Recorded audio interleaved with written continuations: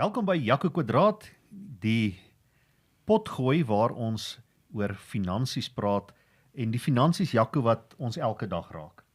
Ja, prof, ons word elke dag amper oordonder met finansiële besluite, een rekening op die ander en elke keer, mens wonder net baie keer daaroor, is daar nie 'n beter manier nie, waar gaan al my geld heen?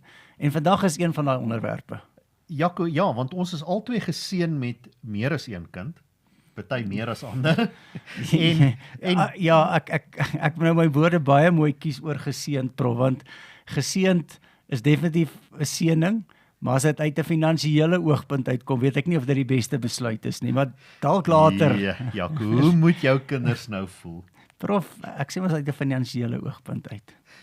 Ek sal vir julle reël vir 'n gesprek as julle met iemand moet gaan praat na vandag se episode. Sal jy vir my ook reël, prof? Ek weet of ons met iets aan jou kan doen nie. Maar in elk geval, ons praat vandag oor een van die groot uitgawes as jy kinders het, skoolgelde. En Jaco, ons weet ook dat skoolgeld hier in Potchefstroom waar ons is omtrent dubbel wat die laerskole ons kos. So ons het besluit, kom ons tackle hierdie skoolgeld eerste. Ja, prof, ek moet dalk net vir die kykers sê wat wel belangrik is, in Potchefstroom ten spyte daarvan, dat skoolgeld dubbel laerskoolsin is, dink ek dis waarskynlik nog heel wat goedkoper as meeste ander plekke. So ons is uit daai oogpunt uit redelik gelukkig, maar tog, ek dink baie van die kykers wonder, wat gebeur met my skoolgeld? Waar gaan al daai geld heen? Ek dink baie keer, mense hoor mos maar die gesprekke so langs braaivleisvure in die sportgronde en sê, ja, daai ouens weet nie wat hulle doen nie, of hulle mors hom lekker geld. So kom ons vind uit, word die geld gemors of waarop word dit spandeer? Ja, en ons gaan 'n bietjie 'n paar moeilike vrae vra vir twee van die hoërskoolhoofde hier in Potchefstroom.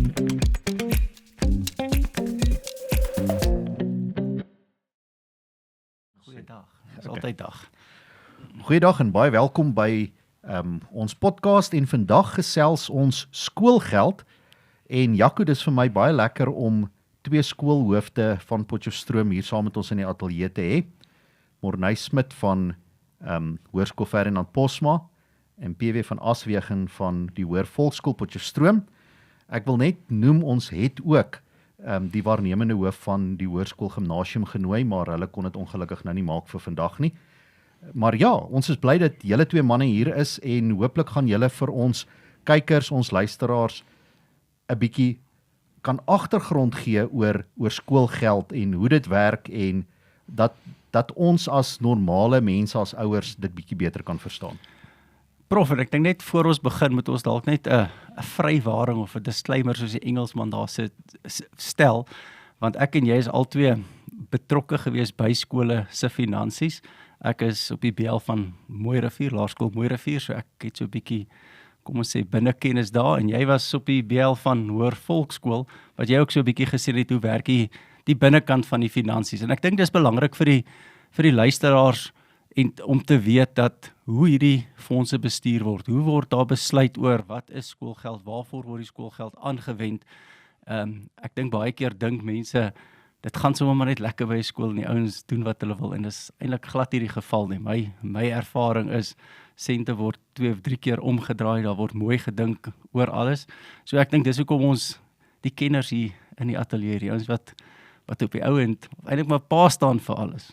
So prof, gaan ons ernstig begin. Ja, ek dink kom ons gee eers vir Morney en PW kans om hulle self daarom net voor te stel. So ietsie oor julle self te sê. Ek dink dis ook altyd goed om te weet wie die mens agter die skoolhoof is, en dan gaan ons wegspring met ons moeilike vrae rondom die skole en die skole se finansies. Dis hy. Dankie prof. Ja, ek is Morney Smit, die hoof van Hoërskool Ferdinand Posma in Potchefstroom, maar ek is nou al 'n hele paar jaar in Potchefstroom wat ek met onderwys betrokke is. Ek was voor dit by die Hoër Volksskool Potchefstroom ook gewees. So, en dit is maar regtig lekker om vandag hier te kan wees, om saam met julle te kan gesels oor 'n saak soos finansies. Want dis nogal iets wat gesien het oor die jare met jou onderwys, dat dit kan nogal redelik impakteer op verskillende terreine en hoe mens die onderwys wat se dienste jy kan bied, hoe jy met die kinders kan werk, wat jou skool kan maak vorentoe beweeg of agtertoe beweeg. So en ek dink ek het al redelik ervaring rondom dit. En ek was ruk ook by koshuise lank gewees daarso wat ons die koshuisbegroting daar baie goed moes bestuur het. So ja, en dan uit en uit onderwysman met 'n onderwyshart. So en ek dink dit is ook die rede hoekom ons dan anders te kyk na skoolfinansies. Jy weet voordat jy net dood eenvoudig net geld op die begroting gaan spandeer. Ja, prof, baie dankie. My naam is PW van Aswegen. Ek is die skoolloof by Hoër Volksskool Potchefstroom. Ek sal nie sê nuut aangestel nie, maar ek het Januarie maand begin. Klink vir my redelik nie. Ek is redelik verby nuut, ja. So Maar Morney, ekskuus, jy's nou dis jy's 'n jaar en 'n half nou by. Ja, so 'n jaar en 'n half. Ja, jy's laas jaar Januarie begin by Ferries. Ja.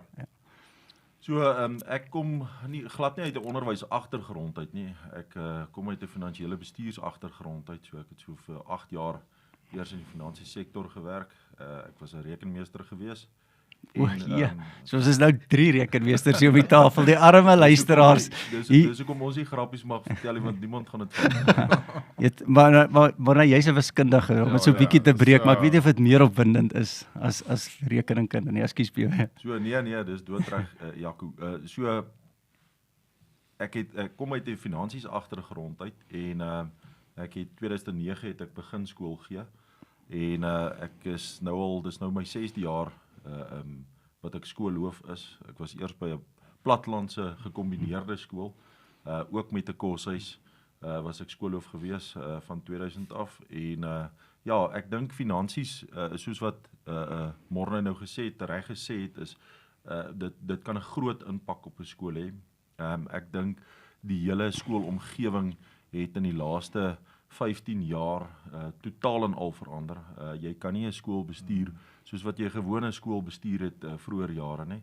'n Skool moet absoluut as 'n besigheid bestuur word en dan die produk wat jy lewer is die gehalte van jou en die gehalte en die kwaliteit van jou onderwys en die geleenthede wat jy gee vir jou leerders. En dit is ongelukkig en gelukkig is dit so.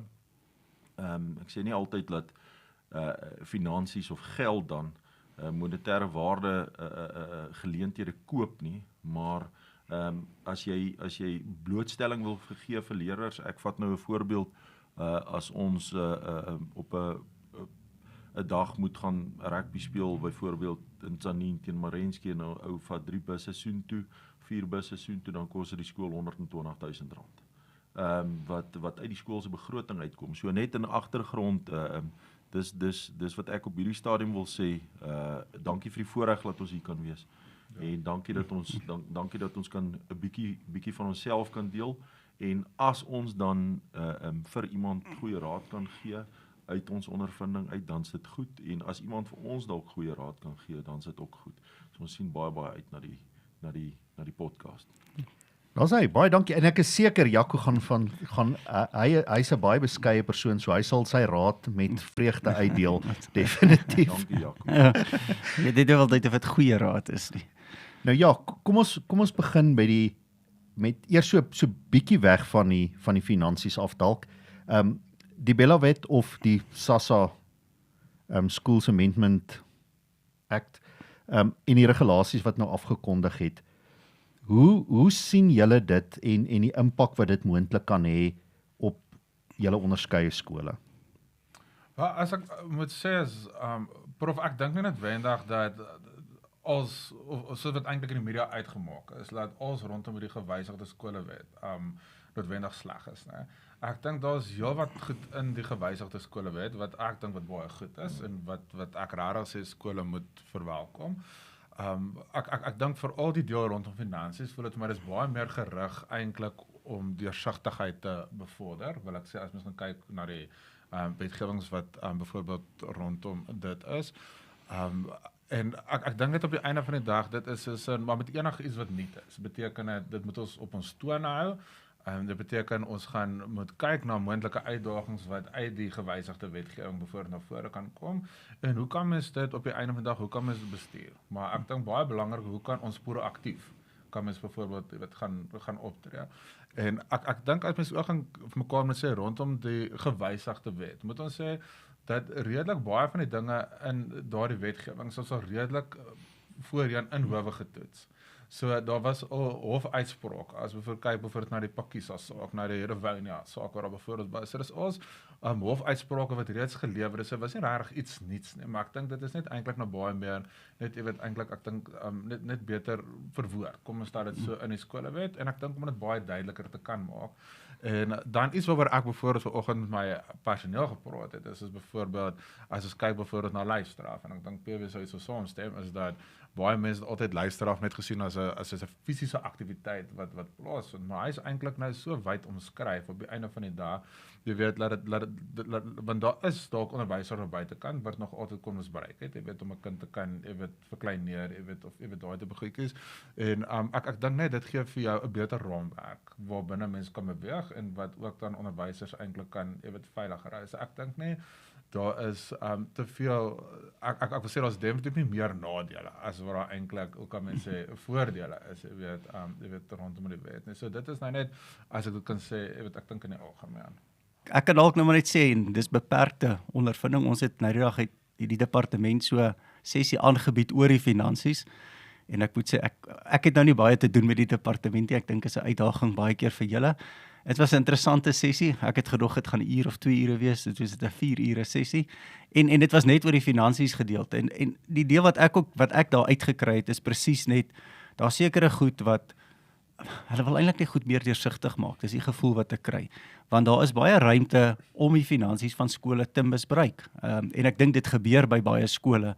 En ek dink baie van die goed hoe ek dit ervaar is juis net om dit eintlik net meer te bestuur. Partykeer ek dink veroorsaak dit baie uitdagings vir 'n skool om dit te doen soos hulle dit wil hê, maar ek kan verstaan waar dit vandaan kom. Of die manier is altyd, mens kan altyd seker daar praat, maar ek dink as mens kan verstaan hoekom mense goed doen, dan maak dit so 'n bietjie makliker partykeer. Ekskuus PW, jou siening. Ja, Jaco, dankie.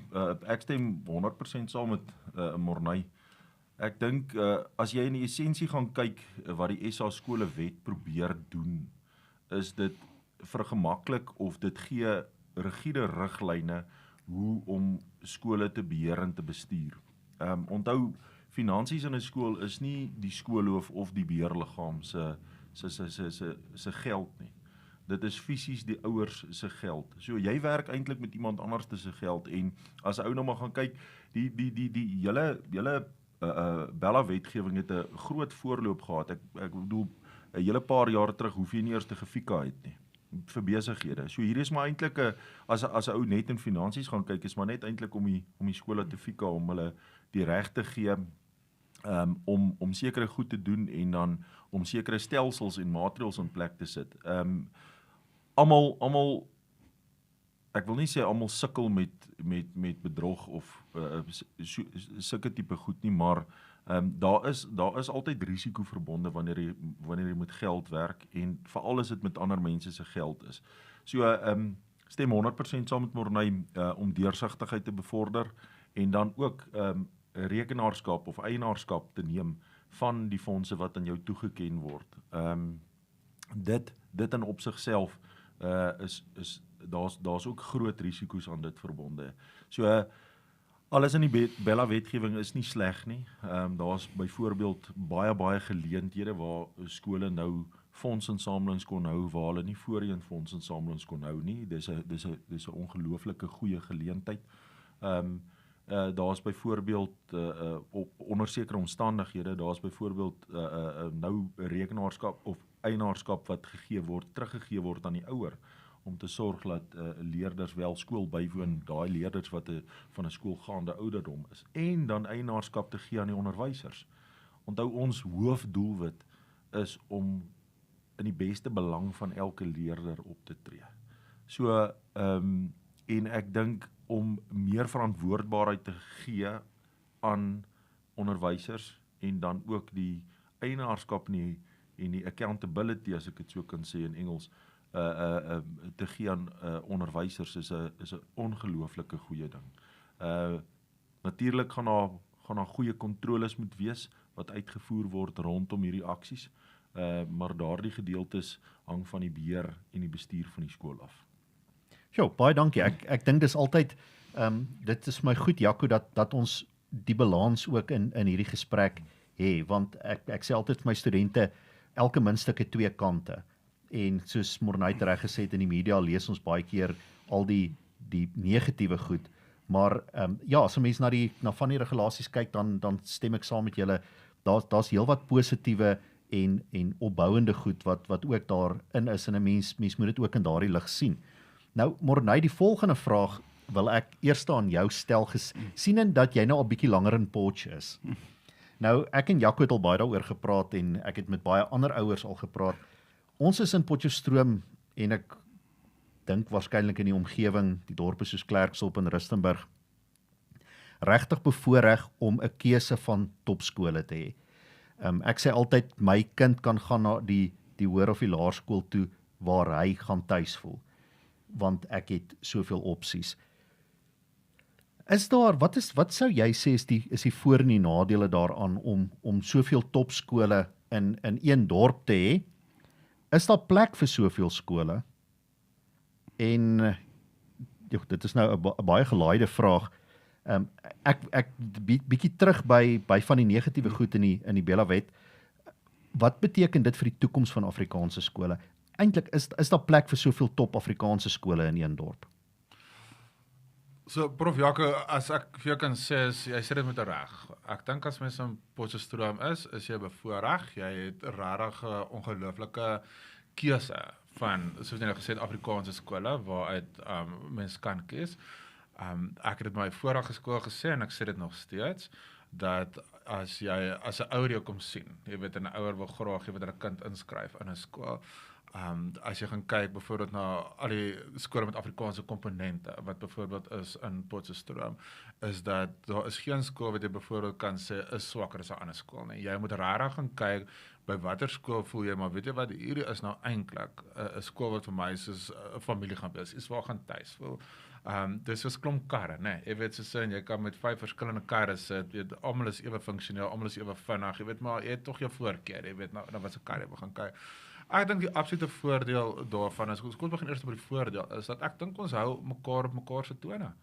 Ek moet vir jou sê, as ek moet dink aan sekere dorpe, waar daar eens op stadium presterende skole was, wat nou begin het om minder presterende skole te word, en wat nou begin het om eintlik disfunksionele skole te word, kan jy agterkom is omdat daar eenvoudig net nie meer die kompetisie op die dorp was, né?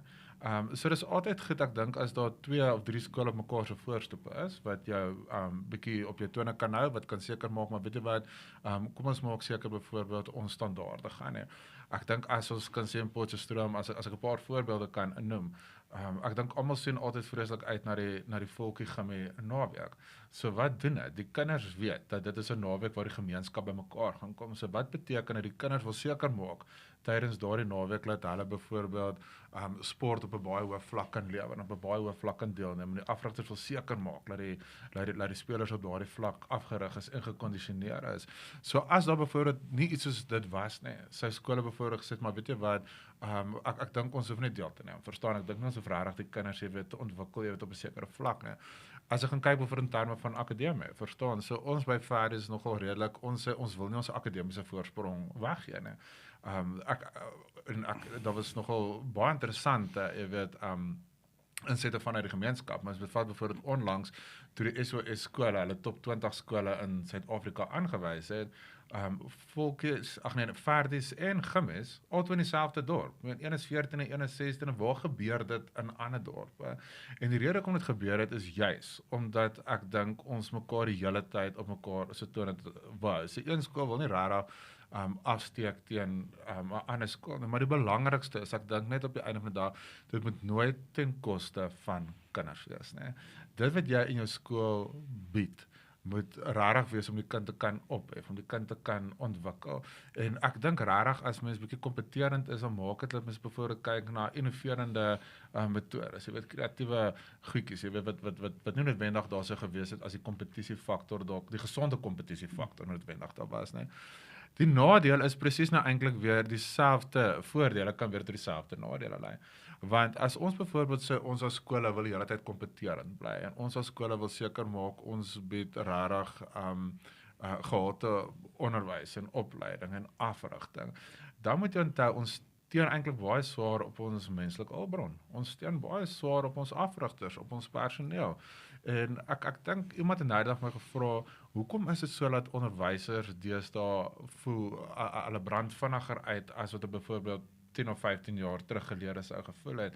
Ek dink as mens gaan kyk na 10 of 15 jaar terug, of selfs 20 jaar, as mens kan gaan vat, was daar voedingsareas en jy het maar na die skool toe gaan wat in jou voedingsarea was. So skool het nie nodig gehad om teen mekaar te kon kompeteer nie. Jy het nie nodig gehad om al hierdie oop bemarkingsdata gehad het nie. Jy het nie nodig gehad om al cricket in die eerste seisoen te begin speel om jou cricket byvoorbeeld volhoubaar te kan maak. Nie? Jy weet, of jy het nie nodig gehad dat kinders byvoorbeeld dag en nag moet studeer om akademies hoog te kan hou nie.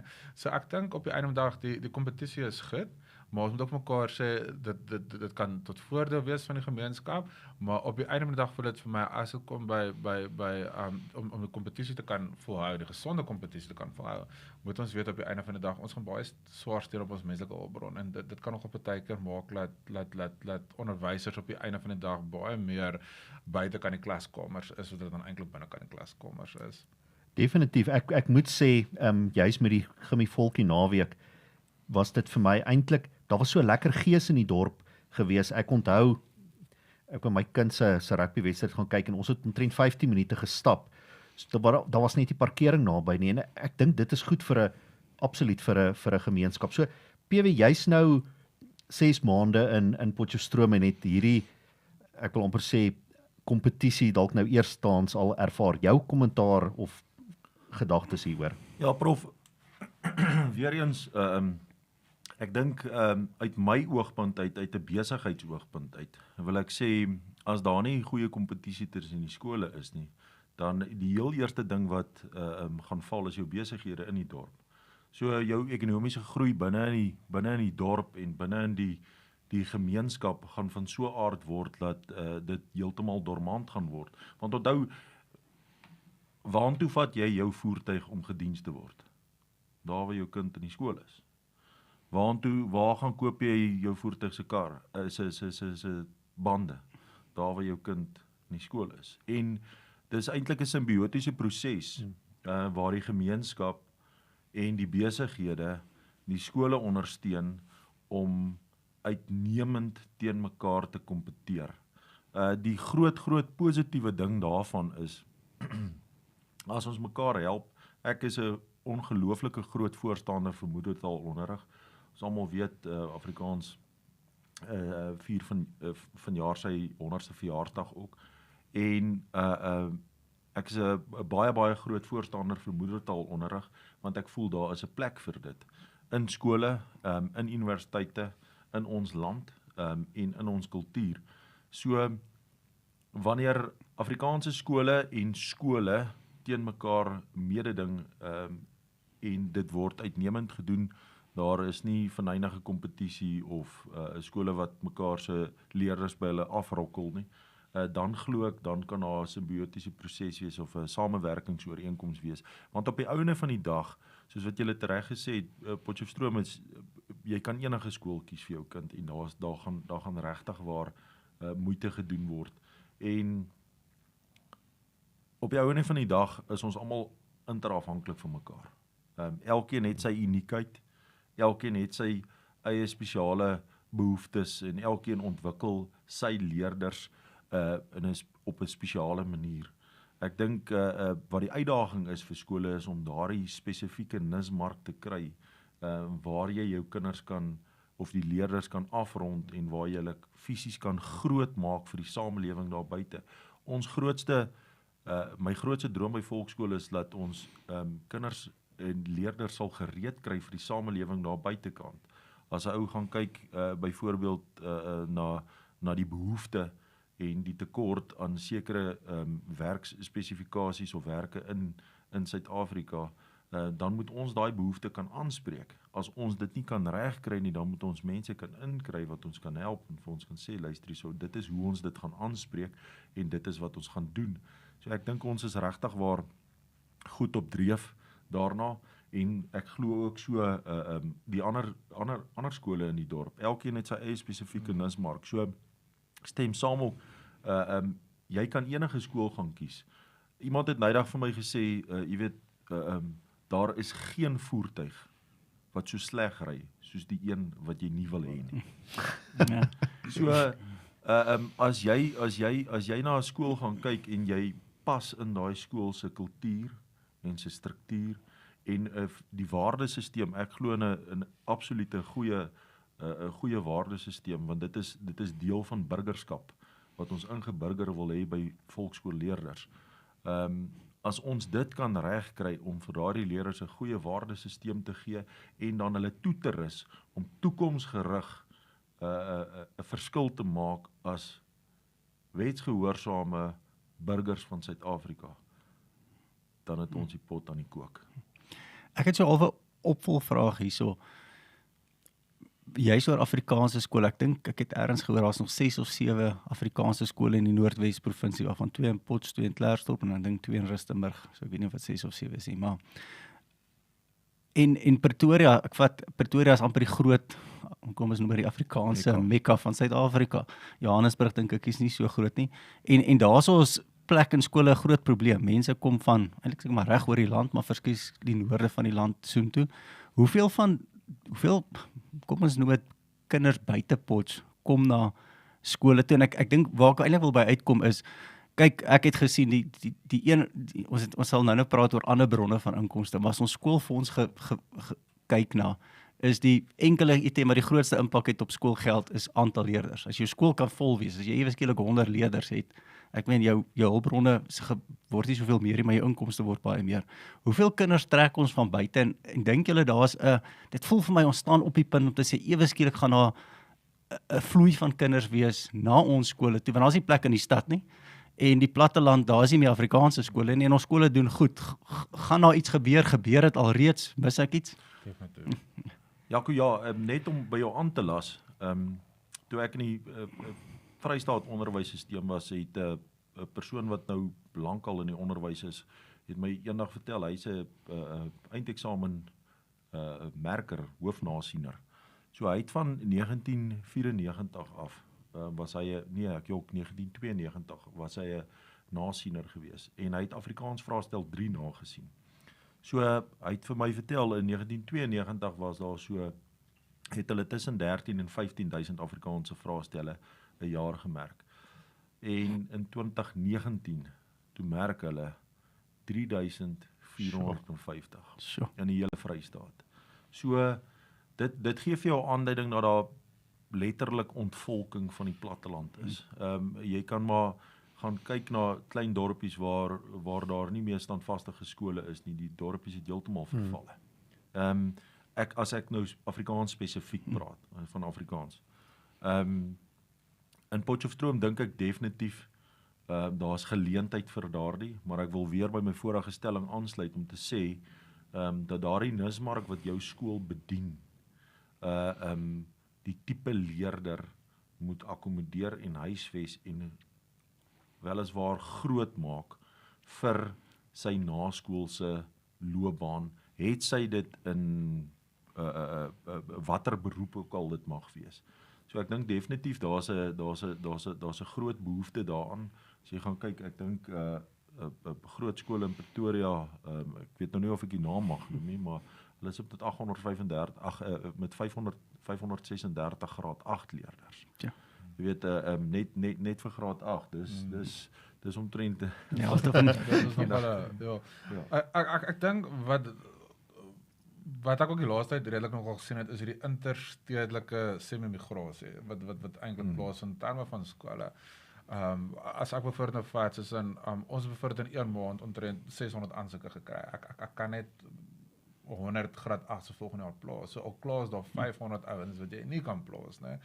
Waarvan omtrent 50% van daai leerders is buitekant ons grense. Dit is van, jy weet, omliggende dorpe. En ek dink wat PW nou hierso gesê het is baie belangrik, en ek dink dit is weer eens wat ek wil sê is byvoorbeeld wat ek dink wat Potchefstroom so uniek maak, is dat as ek bijvoorbeeld wat by ons skool, ons nismark is, ons het ons SEF-program. So ons het rarig kinders wat belangstel en sê, maar weet jy wat, ons wil graag in die science, engineering, technology en afgaan. wat vir my nogal 'n warm hart gee is om te kan sien byvoorbeeld Volkies met hulle landbou wat hulle uitbou, wat in die programme wat hulle rondom dit wil doen. Wat beteken, hoe kan ek weer sê, jy gaan weer 'n ander tipe kind kry, wat sê maar, weet jy wat gaan sê maar, weet jy, in die platteland is dan op my geleenthede nie, so ek wil gaan vir die landbouprogramme, jy weet, soos en dan het die skole ook koshuise, jy weet, om dit te kan, jy weet, akkommodeer. So ek dink, wat goed is, dat ons skole het ons nismarke, en op die einde van die dag, ons moet letterlik die gemeenskap bedien volgens ons nismarke. Daar's niks so slegs as 'n kind wat graag in 'n skool wil inkom, want dit is sy of haar droom, is om dalk deel te wees van 'n SEF-program, of om deel te wees van landbou. En ons kies ander kinders, bo daardie kinders se droom, wat nie noodwendig gaan inkoop op die landbou, of op die SEF, jy weet, of enige iets, nee. So, Ja, ek dink, Jaco, ons het dit by die universiteit ook gesien, dat die oorgrote meerderheid van Noordwes Universiteit se studente kom nie van die Noordwes provinsie af nie. En dit maak vir my net sin dat ons waarskynlik daai tendens al meer en meer ook gaan sien binne in ons skole, en dit maak dit soveel te meer belangrik dat ons hierdie skole oppas en in stand hou, want soos PW reg gesê het, dit gaan baie doen vir die ekonomie van die dorpe. Ek dink nie veel aangegaan in Potchefstroom dit nie was vir die universiteit nie, as ek nou moet dood eerlik wees. Ja, ek wil gou sommer so klip in die bos vraag vra. Dis nou 'n gevaarlike vraag en julle kan maar antwoord as julle wil. Julle altyd praat van nismarkte. Jy het nou spesifiek die SEF-program by Verdies en die landbou by Volksskool. Word daar ooit onder die skoolhoofde dit bespreek om te sê, yes ouens, ons gaan hierop fokus. Amper, kom ons noem dit 'n gentleman's agreement om te sê, maar ons wil nie met julle kompeteer op daai, ons probeer sports uitbou, dis wat ons hier sê, ons soek gesonde kompetisie, daar's niks fout met kompetisie, maar jy wil nie begin ouens afrokkel, ek dink jy het nou in die begin ook gepraat van, jy wil nie ouens afrokkel by 'n ander skool nie. Is daar sulke gesprekke onder skoolhoofde, of gebeur dit maar net so? Ek dink nie, as mekaar moet sê, ek dink nie daar's fisiese gesprekke wat rondom 'n tafel enigstens wat rondom dit plaasvind nie, maar ek wil teruggaan om te sê, wat PW in die begin ook gesê het, vir ons gaan dit absoluut oor wat is die beste belange van die kind. En ek dink net, as ek nou byvoorbeeld, ek sal by Verdies nie 'n landbouprogram toelaat nie, want ek voel net, daar is reeds 'n skool wat dit het, daar is reeds 'n skool wat daardie opsie en daardie geleenthede vir die kinders bied, om dit byvoorbeeld te kan, hoe kan mens sê, kan doen. En die oomblik as mens almal dieselfde goed wil begin bied, dan moet jy weet, ergens begin jy 'n bietjie om jou hulpbronne, jou mannekrag, begin jy 'n bietjie om te verdun. Jy begin 'n bietjie om jou kwaliteit te verdun. Jy weet, in al daai begin. So ek weet, dit is my persoonlike opinie. Ek dink dat ons as hoofde, jy weet, het genoeg integriteit. Ek dink om mekaar se skole te kan respekteer, om te kan sê, maar weet jy wat, as dit die nismark is waar 'n skool werk, byvoorbeeld, kom ons ondersteun dit, en jy weet, kom ons jy weet, glo, laat ons sien wat daardie projekte sal wees, en hulle dit eintlik sal kan, jy weet, seevier, ja. Ja, Jaco, ek dink soos wat Morne het reg sê, ons het nie gesprekke tussen mekaar. Ek dink dit gaan meer oor die waarde toevoeging wat jy vir jou leerders probeer gee by die skool. So dis nie te sê dat 'n volksskool net landbou georiënteerd is nie. Ons het nog steeds uitstekende fisiese wetenskap departement, wiskunde departement en IGO departement ook. Ons het net nie daardie program wat Verdies byvoorbeeld hardloop nie. En so ook het Verdies dalk ander vakke wat hulle aanbied. Dieselfde vakke as ons, maar hulle het net nie daardie program nie. So ek dink die skoolhoofde het genoeg integriteit om mekaar se leerders te los. Dit raak nogals moeilik wanneer 'n ou begin kyk na sport. Ek moet vir jou eerlik sê, ek glo nie in akademie is dit so 'n groot probleem by tussen skole nie, maar wanneer 'n ou begin kyk na sport, jy weet, en skole wat beurse gee vir leerders wat sport aanbetref en leerders koop by ander skole, dan begin 'n ou praat oor bietjie grys areas, en 'n ou begin praat oor goed wat is dit eties korrek? Is dit nie eties korrek nie? Wat is jou siening daaroor? Wat is die gemeenskap se siening daaroor?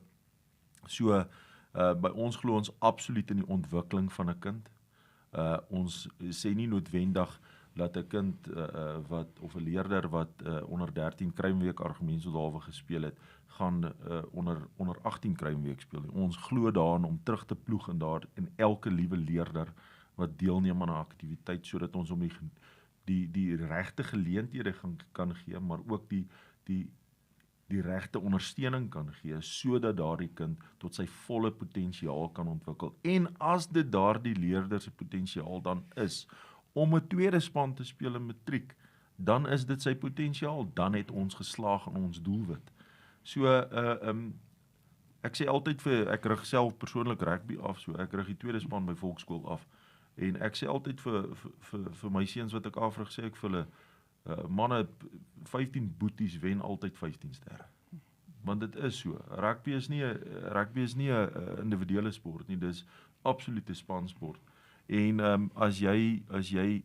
as ons daardie gedeelte binne sport en binne die skool en binne die kultuur van 'n skool kan verander, waar ons fisies werklik omgee vir mekaar en waar ons 'n familie kan skep, dan kan ons aangaan. Ja, en ek dink vir my persoonlik ook, die sterre binne 'n sport is altyd belangrik, is goed om daai kinders ook te ontwikkel, maar daar's baie min leerders wat eintlik hulle loopbaan gaan bou rondom sport, terwyl ek dink die ontwikkelingsgeleentheid en om gebalanseerde leerders daar te stel, het soveel meer waarde aan die einde van die dag. Ja, definitief, en ek het ons weer gesê het, al is dit die kind se potensiaal om net op die einde van die dag in 'n tweede span te kan speel. Vir my gaan dit daaroor op die einde van die dag, en dit ook baie keer vir my personeel ook sê, is maak nie saak in watter span dit is nie, maar kom ons maak seker ons ontwikkel die kind om met selfvertroue te kan gaan deelneem. En dit is baie keer nogal die probleem. As mense net op die prestasies fokus, verstaan, dan voel dit my is die roete heeltemal, jy mis soveel waardesisteme eintlik langs die pad. Jy weet, jy is eintlik bereid om, jy weet, soveel, ek wil amper sê, in 'n grys areas in te beweeg, jy weet, vir daai prestasies. Maar as jy net ten minste 'n kind kan kry om te sê, maar weet jy wat, kom ons ontwikkel jou dat as jy gaan deelneem, dat jy dit ten minste met selfvertroue kan doen. Want dit beteken nog steeds, verstaan, die leerders gaan dit nog altyd, jy weet, eintlik redelik, jy weet, altyd geniet. Dankie man. Ons gesels lekker was nou by die finansies uitkom. Ek dink so. Ek wil net 'n kantopmerking maak en ek soek geen antwoord nie, want dit gaan ons 'n uur gesprek wees. Ek dink net daai besef oor prestasie, as dit net by die ouers kan uitkom, want ek dink hulle verloor baie keer perspektief. Dit gaan net so oor prestasie. Wen is lekker, Jaco, maar dis nie alles nie. Ja, maar kom ons stop dit net daar, dit raak gevaarlik. Mag ek opinie lewe? Dis wel. Nee. Dan gaan dit 'n uur se gesprek raak. Ons stop daar. Alles op sy eie. Ja, ek dalk nommer 4. Ja, so jy gaan nou nie vir tennis Glad nie, nee. Hy wil praat oor prestasie en deelname. Nee, ons gaan nie. Goed, so kom ons kom by die geldsaake uit. Ons weet almal en ons sien dit in die samelewing dat daar's ekonomiese druk. Werkloosheid is hoog. Ons sien veral dat baie mense na COVID baie swaar gekry het. As ons dan nog kyk na die skoolfonds wat betaal moet word, en as ek net terugdink toe ek in die laerskool was, dink ek was dit onder R100 'n jaar of so iets gewees. Maar prof, dit was hom ook nou in die depressiejare gewees. Dis hoe lank dit terug is, so ek weet nie. Wat ek wou sê, Jaco, voor jy my so liderlik in die rede geval het, dit is skoolfonds is vandag, ek meen dis 'n groot uitgawe op ouers se begroting. Is daar nog ruimte vir skole om skoolfonds te vra? Wat doen skole daarmee, of moet ons nie maar net besluit, maar ons skool gaan ook 'n nie skoolfonds betalende skool wees en maar meer van die staat afkry nie? Ek dink as ons dalk met die laaste deel kan begin. As ons byvoorbeeld sê as ons 'n nie skoolfonds betalende skool wil wees, dan dink ons baie mooi gaan kyk na die stelsel wat die departement van onderwys gebruik. So dan beteken dit jy is geklassifiseer as 'n kwintiel 1 tot 3 wat jy eintlik is. Nou daardie allocasie, ek dink jy kan help as dit wel verkeerd is, maar ek dink dit is in die omgewing van R1672 wat daardie skole per leerder per jaar kry. Per jaar. Per jaar. So kom ons sê, Jy gaan nou hoor wat kry ons. So kom ons rond dit af. Kom ons maak dit 1700. Nee, ons werk op 1700. So as jy Of 1800 dan is dit R150 'n maand. Dis hy. So kom ons sê jy het 1000 kinders in die skool, dan beteken dit jy kry 1,8 miljoen wat jy dan nou basies vanaf die staat kry, jy weet vir die hele jaar, wat jy dan eintlik basies jou operasionele uitgawes en ons dit nou moet bestuur. As jy gaan kyk na ek dink al twee skole is 'n kwintiel 4 skool byvoorbeeld. So ons allocasie wat ons kry van die departement af is R839 per kind per jaar. So weer eens, kom ons sê jy het net 1000 kinders in die skool, dan beteken dit is 839,000 en dan is jou kwintiel 5 is baie laag. Dis net 289 en so 300, nee. So maar hier's my somming wat ek nou wil maak. Ek dink vir enige toppresterende skool, en as ek praat van toppresterende skole wat regtig die beste vir die kinders wil bied en wat die beste vir die gemeenskap wil bied, dink ek konservatief as jy gaan kyk na daai skole se begrotings is in omgewing ek wil amper sê enigiets baie keer tussen 15 en 20 miljoen. Kom ons stel dit daar. So jy praat van 1000 leerders. As jy praat van 1000 leerders, né? Dit is nou waarvan ons praat. So kom ons sê byvoorbeeld ons word 'n nuwe skool vir ons betaal in 'n skool. Dan beteken dit, jy het daai 15 miljoen wat weg is, jy het die allocasie van die 900,000 wat weg is, en jy gaan net op die 1,8 miljoen. So ons praat van omtrent al klaar meer as 13 miljoen, wat jy net uit jou begroting uitgehaal het. So dit wil sê, jy gaan 87% van jou inkomste gaan minder wees. Want die oomblik as jy geen skoolfonds betaal in 'n skool, dan beteken daai ouers gaan nie skoolfonds betaal nie. En hier's nou die probleem. Dat as mens daai bedrag gaan deel en deel hom nou in maande. Ek het nou eendag vir iemand gesê wat vir ons sê, maar die departement bring hulle kant en ja, ek wil sê in terme van onderwysers wat betaal, help ons baie en baie keer as ek vat op 'n stadium toe 'n koshuis afgebrand het in die dorp, die departement het ingespring en het gehelp, jy weet, en al het begin. Maar hierdie seksie 21 allokasies is nie eers 'n jaar allokasie, is nie eers genoeg om 'n maand se water en ligte by 'n skool te kan betaal. En so die oomblik as ons sê, ons gaan glad nie meer skoolfonds vra nie, dan beteken dit ons berus net op daai 1,8 miljoen vir die jaar, en dan beteken dit 150,000 waar ons kyk, en daarmee moet jy alle operasionele uitgawes van 'n skool moet jy bestuur. En die oomblik as jy dit doen, is dienslewering daarmee heen. As dienslewering daarmee heen, is drome daarmee heen, is geleenthede. Daar gaan definitief nie geld wees om ander personeel, ekstra personeel aan te stel of instandhouding te doen of iets in daai lyn. My punt presies. As jy kyk na uitnemendheid van 'n skool, dan gaan dit oor die geleenthede wat jy probeer bied vir jou kinders. En saam met daai geleenthede gaan dit oor byvoorbeeld vakkeuses. Ons het by Volksskool byvoorbeeld 20 personeellede wat aangestel is op die beheerliggaam. So daardie 20 personeellede gee vakke wat leerders in staat stel om geleenthede te benut sodat hulle voorbereid kan wees vir die toekoms. As ons nie daardie geld het nie, kan ons nie daardie vakdeskundige gebruik om daai spesifiek vak aan te bied nie. Ja. So dis absolute dis 'n diep put waarin jy gaan val as jy sê skoolfonds moet heeltemal weggevat word of ons gaan glad nie skoolfonds betaal nie. En soos wat almal tereg weet, die volksskool is 'n ou skool. Die struktuur is oud. So daar's maar baie uitgawes wat betref instandhouding. Jy weet, as 'n ou nou net gaan kyk en die fisiese infrastruktuur van die skool is baie groot. So as 'n ou net gaan kyk na die grassny van die rugbyvelde en van die cricketveld en die hockeyvelde en die goed, selfde daar by Verdies. Dis enorme bedrag wat jy 'n jaar moet begroot sodat jy net basiese dienslewering kan gee. En wat interessant, jy het nou gewys na instandhouding, maar byvoorbeeld die departement verwag dat jy met 10% van jou seksie 21 gelde is vir instandhouding. Nou kom ons werk weer eens op 'n skool van 1000.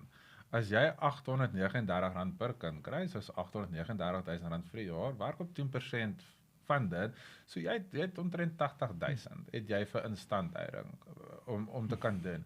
Ek weet nie van julle nie, maar die laaste tyd met die wateronderbrekings van Potchefstroom, verstaan ek is daai pype geherkoppel word en daai druk is deur die stelsel, dan is daar dadelik pype wat weer vervang moet word, jy weet, en ons praat van, jy weet, dit kan enorme uitgawes raak. So ek sien nie dat dit enigstens haalbaar is. En ek dink die probleem is, as jy gaan kyk ook in die grondwet, daar word gepraat van basiese onderwys, en dan moet ons mekaar sê, dan gaan jy letterlik terug na basiese onderwys. Jy gaan nie soos wat PW gesê het, jy gaan nie daai vakdeskundiges kry nie, jy kan nie spesialiseer in ander vakke nie, jy gaan regtig net die basis goed, gaan jy basis kan hê.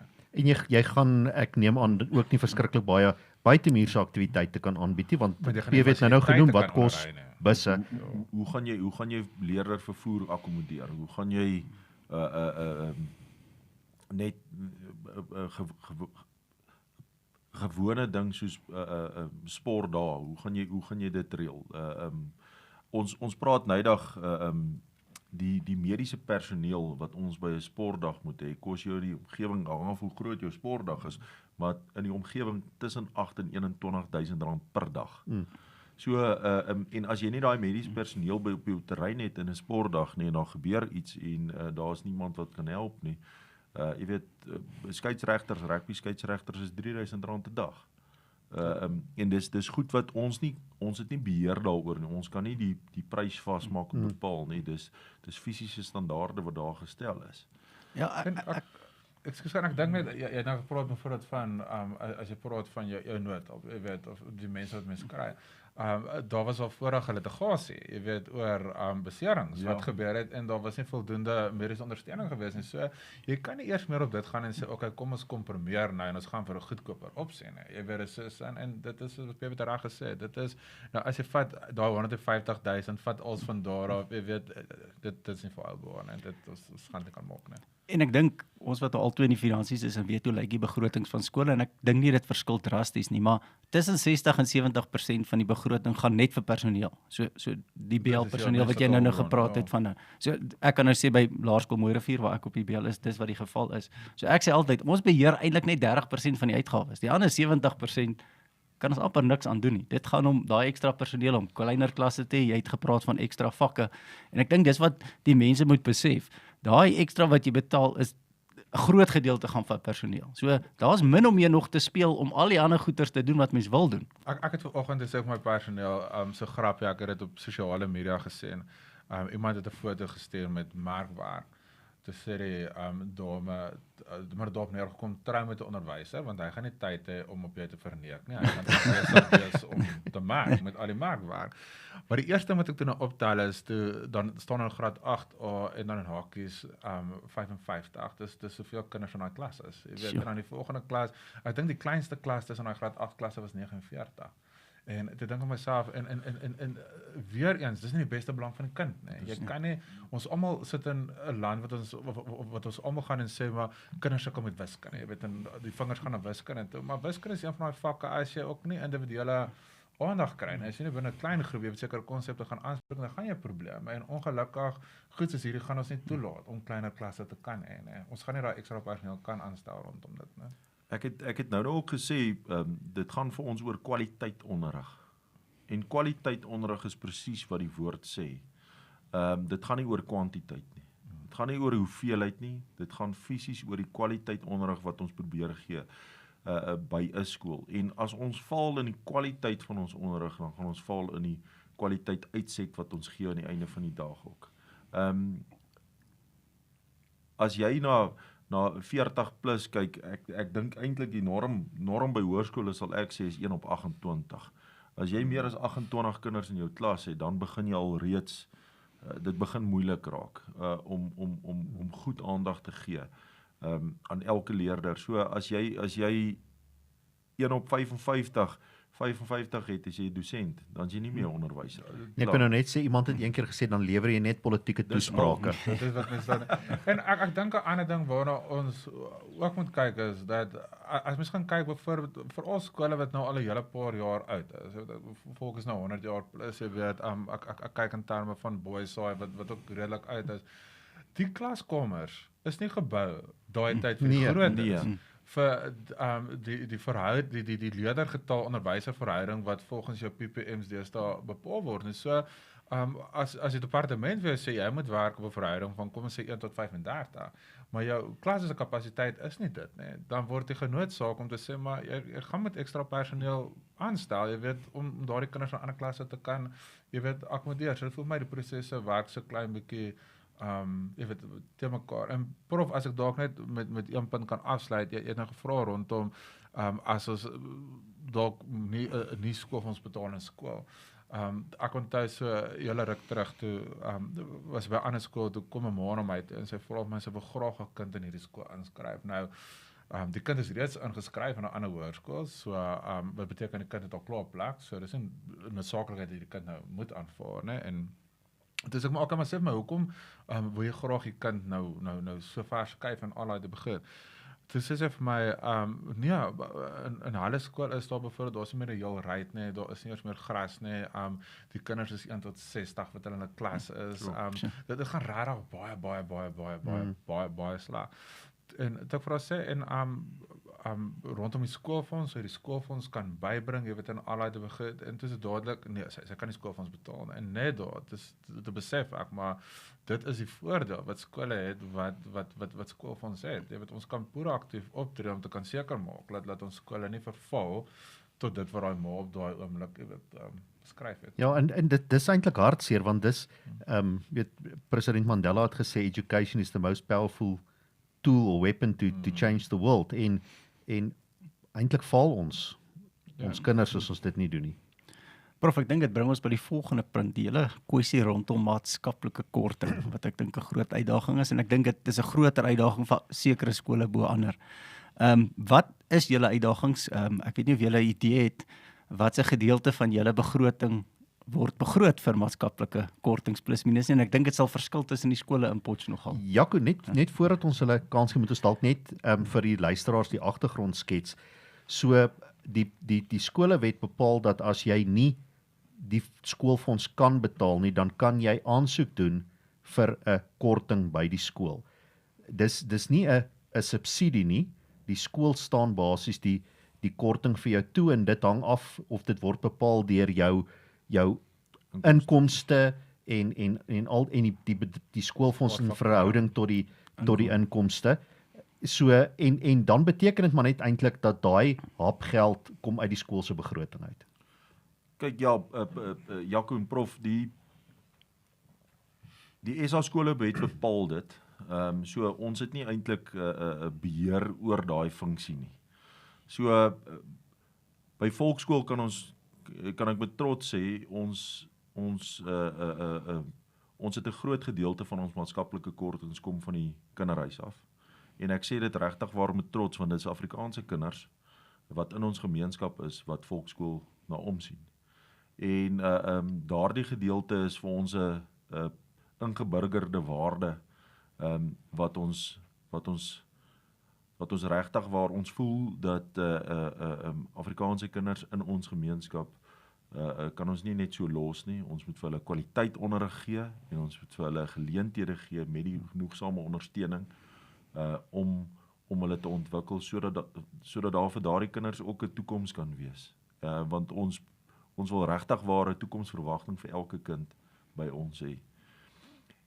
Wat maatskaplike kortings aanbetref, die departement van onderwys betaal 'n gedeelte van daardie maatskaplike korting terug aan ons, maar ek dink dit is iets soos 33.000. Ja, dis bitter min, dis ongelooflik min.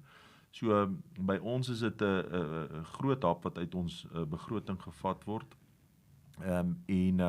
Dis hoekom ons gemeenskapsbande nodig het en ondersteuning van die gemeenskap af nodig het, sodat ons nog steeds vorentoe kan gaan. Ons het byvoorbeeld 'n ongelooflike inisiatief, Volkie Vonk, wat ons oud volkies, alumni en ander gemeenskapslede, besighede wat kan bydra tot Volkie Vonk, en daardie fondse wat ons dan daar genereer by Volkie Vonk, gebruik ons om daardie tekort op die begroting te kan finansier, sodat ons nog steeds die kwaliteit onderrig kan bied. Ons het byvoorbeeld verlede jaar is daar 'n Astro projek gedoen vir die hokkie, En dit het alles van Volkie Vonk afgekom. So ons is ongelooflik dankbaar daarvoor. By Volksskool kan ek maar sê, dis 34% van ons begroting gaan aan maatskaplike kortings en dan aan die kinderhuis.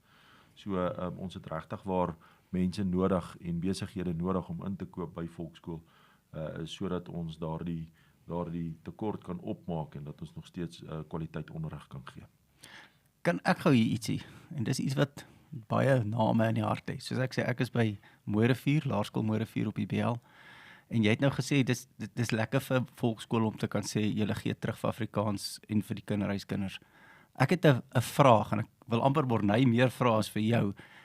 Is dit regverdig om te sê, Volksskool en ML Fik, as ons die laerskool moet vat, wat daai kant van die dorp is, hulle moet nou maar die las dra, die las, en ek sê dit in aanhalingstekens, van die Of 'n kinderhuis, groter deel van die las van die kinderhuis. Is dit nie eintlik 'n potsprobleem wat die ander nou maar net sê, Jesus, dankie tog, ons is aan die regte kant van die dorp, dis nie ons worry nie. Dit voel so half vir my, eintlik my hart is, Mooirivier, Gimmies, Verdis, moet sê, yes ouens, ons verstaan, ons is baie geseënd, ons het meer skoolgaande kinders of betalende kinders, ons sal 'n bydrae lewer tot die kinderhuiskinders, want dis 'n pots, nie sê probleem nie, dis 'n pots projek. Dit kan nie op een skool, 2 skole val, en hulle moet nou maar daai las dra, en die ander is tog te dankbaar. Julle hoor wat ek probeer sê. Ek hoor wat sê, ek wil ook net sê, ek dink ons moet net een ding besef, dat die gemeenskap wat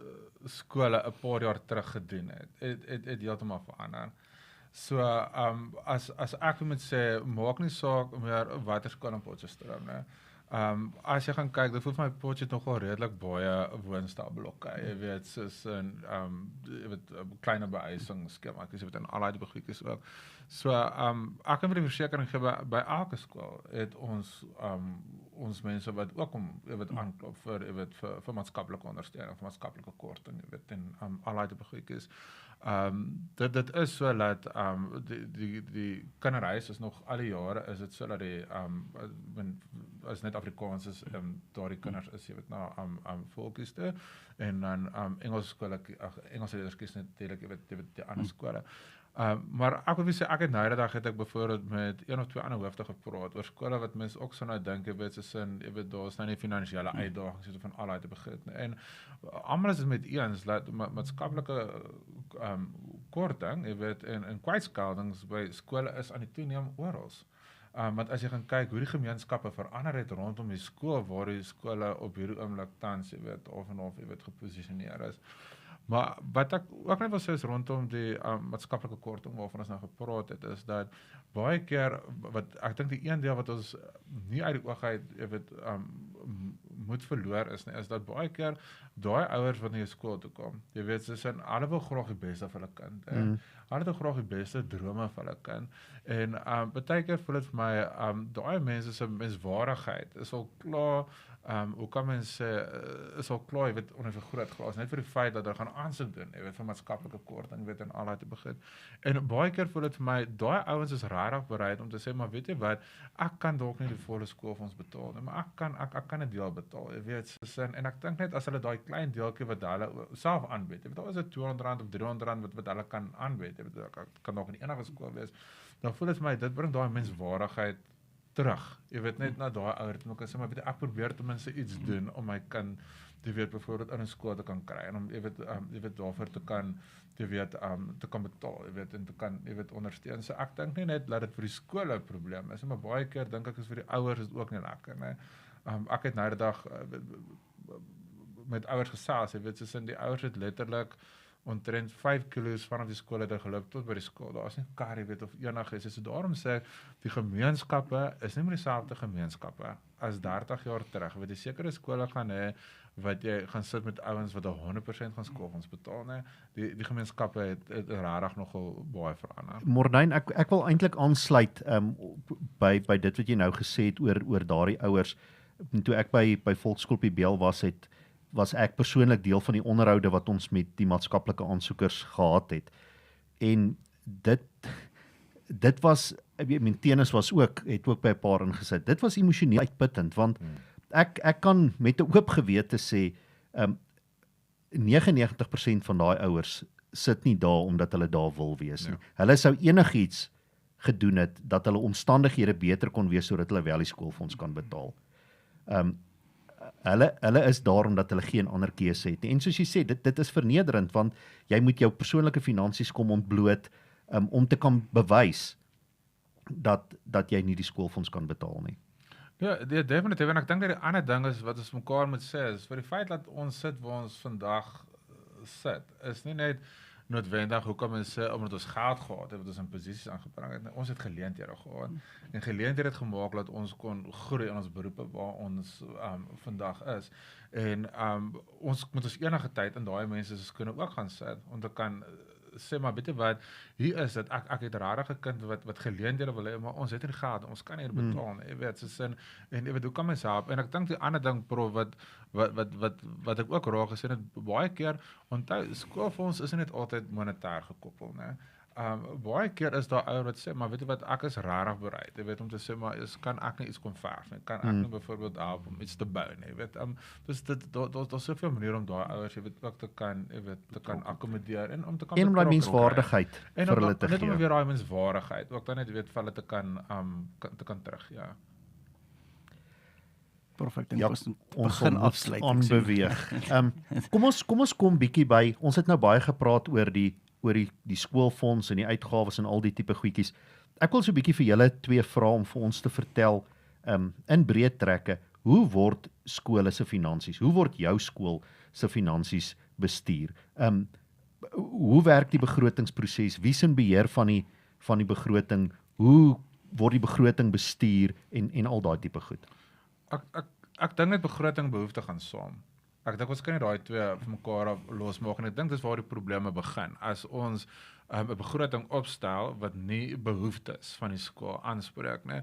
Nou ek wil net so 'n treukie gou terug en net sê wat is my filosofie rondom skoolfonds en die begroting. Ek het al baie van my mense gesê, as ek vat so, ek kan 'n baie goeie gesprek onthou 'n paar jaar terug by die koshuis, toe iemand my gevra het, ja, maar hoekom kan ons nie dit of dit doen nie? En het ek gesê, maar dit is eintlik 'n luksyn. Dit is nie nou eintlik iets wat ons nou dringend nodig het nie, want ons mag nooit vergeet nie, vir elke sent waarop 'n begroting ingesamel word, is daar 'n stukkie geskiedenis. Dis 'n stukkie geskiedenis van 'n pa wat sy gesin moes agtergelaat het en in die buiteland gaan werk het om geld te kan bymekaar kry. Dis dalk iemand wat vir ure in die son moes staan en karre oppas om daai geld bymekaar te kon kry. Dis dalk eers 'n ma wat moes oor tyd werk deur die week of familie afgeskep het om daai ekstra geld bymekaar te kon kry. So vir elke sent wat op 'n begroting ingesamel is daar 'n stukkie geskiedenis en is ons werk om daai geskiedenis te kan verstaan en om geld te kan respekteer. En die tweede deel is wat ons moet verstaan is, vir elke sent wat op 'n begroting uitgegee word, moet ons besef, daar's nog steeds 'n behoefte wat nie aangespreek is nie. En dit is baie keer waar ongelukkigheid kan plaasvind, waar mense baie keer kan voel, maar is ons nou besig met 'n kruissubsidiering hierso? Ek wil 'n voorbeeld gebruik. 'n Ouetjie wat in 'n skool is en sy skoolfonds betaal en hy speel skaak, kry hy dieselfde voordele en waarde vir sy skoolfonds as wat iemand kry wat dalk rugby speel of iemand wat dalk netbal speel, jy weet, of daai tipe goedjies. So daarom sê ek ons moet doodseker maak dat vir elke sent ons uitgee, wil ons seker maak ons het al die behoeftes, het ons op ons begroting, het ons basies, jy weet, aangespreek. So ek dink as mens daai as 'n vertrekpunt kan gebruik, gaan jy jou begroting natuurlik baie anders te weet bestuur. Maar wat ek vir ouers wil kan sê is om vir hulle die gerusheid te kan gee, is dat ek dink ons het nou gepraat van, jy weet, ons topskole in Potchefstroom, en daar's rede hoekom ons topskole is in Potchefstroom, want ons het baie goeie samewerking met ons beheerrade, en dit beteken op die einde van die dag, dat daai begroting op die einde van die dag, hoe kan ek vir sê, is in oorleg, jy weet, met klomp belanghebbendes opgestel, maar waarvan jou finansiële komitee, wat vanaf die beheerraad is ouens wat help, om te kan seker maak, maar kom ons kry meganismes en kontroles in plek, om seker te kan maak, dat ons dit wat ons nou ingesamel het, laat ons dit so goed as moontlik kan bestuur en dat ons hele tyd waarde kan kry, jy weet, vir ons geld. En dis hoekom daar sekere prosesse, jy weet, in alle tye basis, jy weet, in plek moet kan wees. En wat ek glo PW sê dit ook vir sy personeel dat 'n begroting is nie noodwendig 'n target nie. Nee, die begroting sê net dis waar beskikbaar is, nee. Ek sê vir my mense, as jy R10,000 begroot het vir hierdie aktiwiteit, beteken dit ek kan nie daai R10,000 eintlik vir jou gee as ons al die skoolfonds ingekry het. As ons nie al die skoolfonds ingekry het, beteken dit persentasiegewys, jy weet, gaan dit redelik af. Maar ek kan die versekering gee dat by die skool waar ek is, ek kan namens my skool praat, kan ek regtig sê dat ons skoolfonds word regtig aangewend om ons kinders in die eerste plek te kan dien met die aktiwiteite wat ons vir hulle bied en jy weet al daai tipe goedjies. So daar's regtig nêrens enige iets om te kan sê, weet, soos in die hoof gaan op 'n oorseese vakansie, weet, of daai tipe goedjies, nee. Dit is net nie eties reg nie en daarom het ons regtig 'n beheerliggaam en 'n baie goeie gesonde finansiële komitee. Die wat seker maak dat ons het daar respek vir die geld en ons maak seker, jy weet, dat elke sent wat ons uitgee is absoluut nodig. Ja, prof, ek dink heel eers om by die beginpunt te begin, alle begrotings in alle skole in Suid-Afrika word gereguleer deur die departement van onderwys. Ek kan nie my begroting byvoorbeeld in Desember maand eers begin nie. Daar is vasgestelde tydperke en tydlyne wat alle skole aan verbonde is. En daar's fisiese prosesse waardeur ons moet gaan, soos wat die behoeftebepaling begin en wanneer die behoeftebepaling begin het, dan moet ons gaan kyk na die fisiese skoolfonds wat ons kan hê of die inkomste wat ons dan kan genereer uit die skool uit. Nie noodwendig te sê net skoolfonds nie, maar die fisiese inkomste wat ons kan genereer uit die skool uit. En dan om daai bepaling te doen en dit dan voor te lê aan die ouers. So dis ook baie belangrik dat ouers aktief betrokke en deelnemend is by daardie besluitnemingsprosesse. Ek stem 100, jy kan nie kla oor jou skoolfonds as jy nie deel was van die proses. So en daar is derentyd word daar gekommunikeer, by volksskool word daar derentyd gekommunikeer met ouers wanneer die begrotingsproses gaan plaasvind. Wat gaan gebeur? Daar word algemene jaarvergadering gehou of 'n begrotingsvergadering gehou wat dan partykeer die algemene jaarvergadering ook insluit. Die finanskomitee by volksskool kom een keer elke maand bymekaar en daar's 'n rigiede riglyne by 'n skool wat begrotings aanbetref. Ons kan byvoorbeeld, jy kan nie net aanvraag doen of iets gaan koop sonder kwotasie, 3 kwotasies, daar spesifieke riglyne, spesifieke bedrae wat spesifieke persone mag goedkeur ensovoorts. So by ons byvoorbeeld as dit bo R15,000 is, dan moet dit deur die finansiële komitee goedgekeur word. So dis ook 'n meganisme om seker te maak dat daardie uitgawes nie wispelturig is nie. En dan ook die 3 kwotasiesisteem om kontrole te hou of die kwotasies wat jy gekry het fisies in lyn is. Ons werk byvoorbeeld op 'n ordersisteem. Daar gaan geen kontant ons maak van geen kontant gebruik nie. So alles word ge-EFT, so daar's 'n duidelike papertrail. Die finansies ou in my is baie gelukkig as ek sien daar's papertrails, jy weet daai 6 kontrole of 7 kontrole maatreëls, jy weet, van 'n rekwisisie af na die aanvraag, na die kwotasies, na die ordervorm ensovoorts. So daardie goed is alles meganismes wat geïmplementeer word sodat ouers kan weet dat die geld waarmee gewerk word, hulle geld waarmee daar gewerk is, soos wat Morney nou reg gesê het, daai stukkie geskiedenis moet ons eer aangee. En ek dink wanneer dit by geld kom, ek sê altyd geld, kontant is 'n baie gevaarlike ding, eintlik enige vorme van monetêre waarde is 'n baie gevaarlike ding, want dit laat mense snaakse goed doen. So as jou kontroles reg in plek is en jou beleide funksioneer 100%, dan weet jy kan gerus wees. Nog 'n ding wat ek net wil sê oor begroting en oor spandering, die fisiese behoefte van die skool moet nooit die werklike werklike bepaalbaarheid van die begroting beïnvloed nie.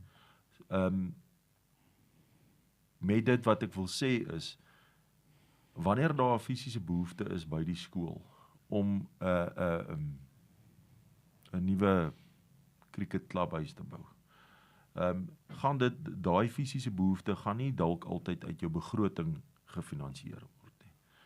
Daar's baie maniere om daardie tipe van finansies te bekom.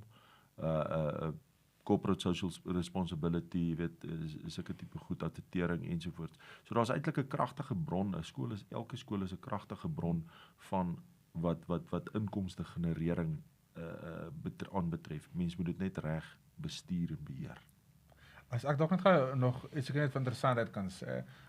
Ons het nou gepraat byvoorbeeld oor die gewysigde skolewet en nou juist by begroting.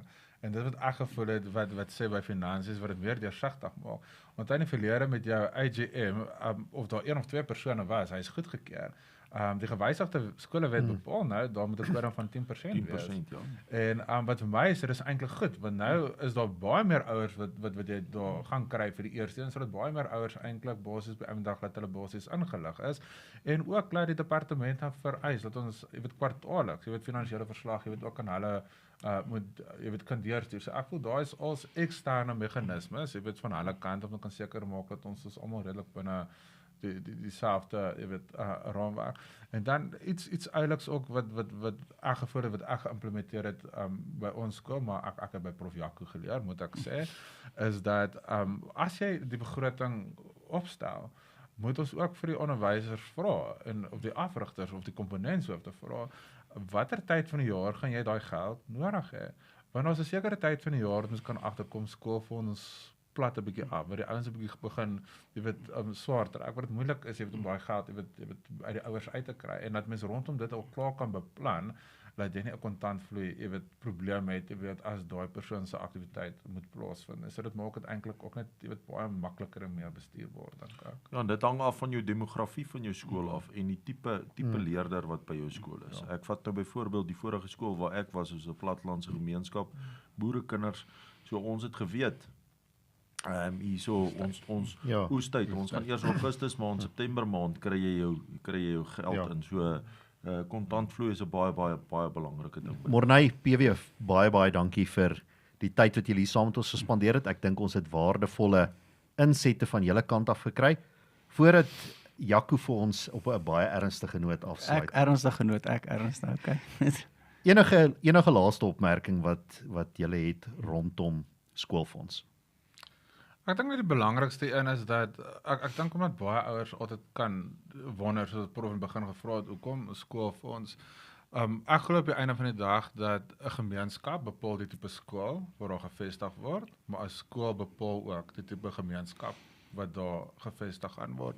So as ons almal streef na uitnemendheid in 'n skool, moet ons besef dat op die einde van die dag om sekere dienste te kan bied, om ons klasse te kan kleiner, om te kan seker maak ons het meer vakkundiges, ons kan 'n groter uitgebreide kurrikulum aanbied en al daai tipe goed, moet die mense verstaan dat daai befondsing gaan nie noodwendig vanaf die departement van onderwys afkom nie. So dit is iets wat binne kan die skool gedryf moet kan word. En ek glo as mense ook nou geluister het, ons verduidelik het die bestuursmeganismes wat daar is rondom 'n begroting, om te kan verseker op die einde van die dag dat geld nie net verkoos word, maar dat dit regtig nogal, jy weet, produktief en korrek aangewend word. Dink ek ouers kan nogal gerus wees om te kan verstaan dat op die einde van die dag die skool sal altyd seker maak dat skoolfonds word aangewend op tot die beste voordeel en tot die beste belange van die skoolkind daarso.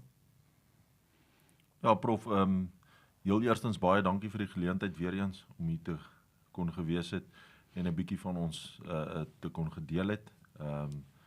Ek dink ek wil ook saam met Morney stem en sê ouers kan regtig waar gerus wees. Dat die geld wat hulle investeer in die skool en in hulle kinders se lewens, dat daardie fondse wat ons gebruik, dat dit gaan vir die leerders spesifiek, en dit gaan om geleenthede te ontwikkel vir die leerders. En dan ook dink ek dis ontsettend belangrik dat elke ou sy deel moet doen. Dis die enigste manier hoe ons as skole mekaar kan ondersteun en dan ook ons leerders kan ondersteun as elke ou sy plig nakom. En ek wil my verstout om te sê dis nie eintlik jou plig nie, dis jou voorreg om te kan skoolfonds betaal. En as dit jou voorreg is om te kan skoolfonds betaal, as ons dink in Suid-Afrika is al 25,000 skole, waarvan 23,000 skole glad nie funksioneer nie. So ons sit met 2000 skole plus minus 2000 skole in Suid-Afrika wat funksioneer. As dit vir jou voorreg is om in een van daai funksionerende skole te kan wees, dan gaan dit vir jou voorreg wees om te kan skoolfonds betaal ook. Julle almal weet nou waartoe gaan die skoolfonds en ek glo julle is gerus hoe dit beheer en bestuur word. So ek dink die regte ding om te doen is betaal jou skoolfonds. Dan sal dit goed gaan. Ja, wyse woorde. Baie dankie meneere. Ek moet nou blykbaar afsluit hier met 'n wysheid. So Jaco, jy het nie eens een flou grappie vertel vandag nie. ja, ek wil afsluit met die volgende. My vrou het so 'n paar weke terug, eintlik aan die begin van die jaar ergens, so 'n bietjie gekerm oor goed wat by die skool gebeur, soos wat mense mos maar doen, ons Afrikaners is goed met kla en kerm. Toe sê ek vir haar, voor jy kan kla, raak betrokke, dat jy sien hoe werk jy goed, en as jy dan, en maak dan daar verskil in 'n bydrae. En ek wil dieselfde sê oor die finansies. As jy voel die finansies kan beter bestuur word en dit kan anders te gedoen word, steek jou hand op en sê, maar ek is bereid om te dien. Begin, en jy gaan nie dalk op die beheerliggaam wees of die finansiële komitee nie, maar elke klein komitee het 'n finansiële persoon nodig. Lewer jou bydrae daar en maak daar verskil, en dan gaan jy jou oë begin, ek dink, oopgaan vir die realiteite wat gebeur. So, ja, ek dink dis my wysheid vir die dag. So meneere, baie dankie vir julle tyd. Ek hoop regtig die mense vat hier iets uit daai en PV, ek hou van daai wat jy gesê het, dis 'n voorreg om skoolfonds te betaal, en ek wil dit een stap verder vat om te sê, as jy nog kan skoolfonds betaal, is dit ook, gaan op jou knie en sê dankie daarvoor. Ja, ek stem. Lekker dag vir almal. Baie dankie meneere. Baie dankie. Dankie prof. Lekker dag. Dankie. Dankie.